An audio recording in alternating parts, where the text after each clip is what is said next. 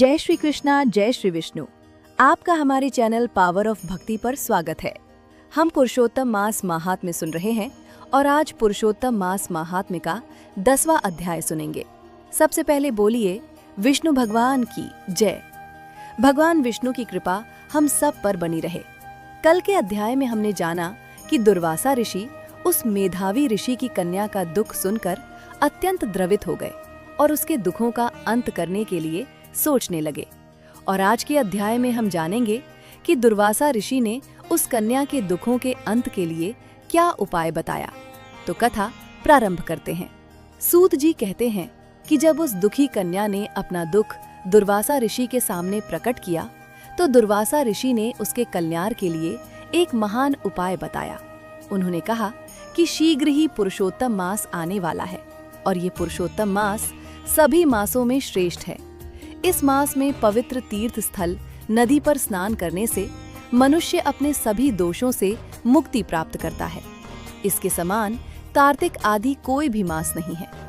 सब मास, पक्ष और जो भी पर्व है वो कोई भी पुरुषोत्तम मास की 16वीं कला के बराबर भी नहीं है। 12,000 वर्ष गंगा में स्नान करने से जो फल मिलता है और सिंह के बृहस्पति में गोदावरी गंगा में स्नान करने से जो फल मिलता है, वही फल एक बार ही पुरुषोत्तम मास में स्नान करने से एक बार में ही प्राप्त हो जाता है। ये श्री कृष्ण का प्रिय मास है।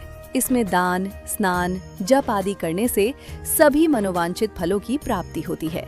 इसलिए तुम भी पुरुषोत्तम मास की सेवा करो। और साथ में ही दुर्वासा ऋषि ने अपने जीवन का एक प्रसंग भी सुनाया कि उन्होंने एक बार क्रोध में राजा अम्बरीश को नष्ट करने का प्रयास किया, लेकिन श्री कृष्ण के सुदर्शन चक्र से खुद ही संकट में पड़ गए। तब इस पुरुषोत्तम मास के प्रभाव से ही वे इस भयंकर संकट से बच पाए थे। इस प्रकार उन्होंने कन्या को दृढ़ता से पुरुषोत्तम मास का पालन करने के लिए कहा। लेकिन मुनि के वचन सुनकर वो कन्या बोली कि हे महाराज, मुझे आपके ये वचन ठीक नहीं लगे। आप माघ, कार्तिक आदि मास को कैसे कम बता रहे हो? क्या सेवा किया हुआ वैशाख और कार्तिक मास इच्छित फल नहीं देता? ये मल मास तो सब कर्मों में निंदित है। इसमें तो सूर्य की संक्रांति ही नहीं है। ये कैसे शुभ हो सकता है? इस प्रकार ऋषि मुनि की पुत्री के कहे हुए शब्दों से दुर्वासा ऋषि अत्यंत क्रोधित हो गए और क्रोध के अग्नि में उनका शरीर जलने लगा और नेत्र लाल हो गए। परंतु फिर भी दुर्वासा ऋषि ने उस कन्या को श्राप नहीं दिया और सोचने लगे कि यह कन्या मूर्ख है, अपने हित अहित को नहीं जानती। पुरुषोत्तम मास का महत्व तो बड़े बड़े ज्ञानी ऋषि भी नहीं जान पाए, तो यह तो कम बुद्धि वाले पुरुष और कन्याएं कैसे जान सकती हैं? और यह बिना पिता की कन्या दुख की अग्नि में सुलगती हुई मेरे श्राप को कैसे सहन कर पाएगी? फिर दुर्वासा ऋषि ने अपने गुस्से को थोड़ा शांत किया और कन्या से कहने लगे कि तुम दुखी और नादान हो, इसलिए मेरा तुम्हारे पर कोई क्रोध नहीं है। जैसा तुम्हारे निर्भाग्य मन में हो तुम वैसा करना, लेकिन एक बात मेरी जरूर सुनो।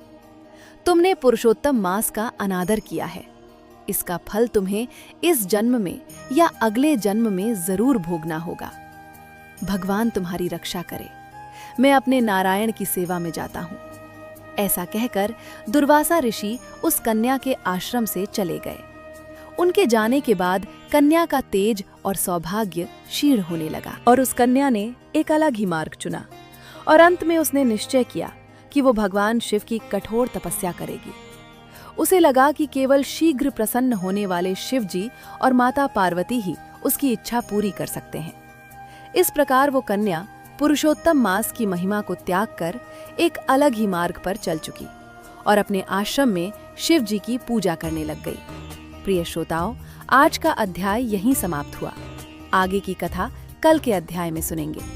दोस्तों, अगर आपको हमारी वीडियो अच्छी लगे तो लाइक करना, चैनल को सब्सक्राइब करना और कमेंट्स में जय श्री कृष्णा, जय श्री विष्णु जरूर लिखना।